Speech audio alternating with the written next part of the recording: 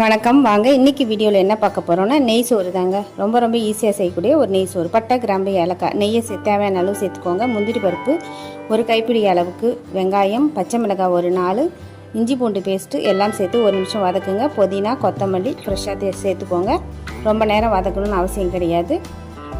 இப்போ தண்ணி நான் பாத்திரத்தில் செய்கிறதால 1க்கு 2 வச்சுருக்கேன்.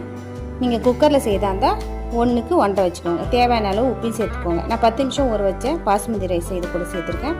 சேர்த்துட்டு கலந்து விடுங்க. இப்போ அரிசியும் அதாவது தண்ணியும் சரிசமமாக வரும்போது நீங்கள் அடுப்பு சிம்மில் வச்சுட்டு மூடி போட்டு மூடிடுங்க. கரெக்டாக ஒரு 5 நிமிஷத்துலேயே குக் ஆகிடும். நடுவில் எடுத்து கிளறி பாருங்கள்.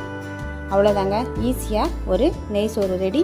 கமன்னு வாசனையாக இருக்கும். ட்ரை பண்ணி பாருங்கள். இந்த வீடியோ பிடிச்சிருந்தா லைக் பண்ணுங்கள், ஷேர் பண்ணுங்கள், கமெண்ட் பண்ணுங்கள். மறக்காமல் சப்ஸ்கிரைப் பண்ணுங்கள். நன்றி.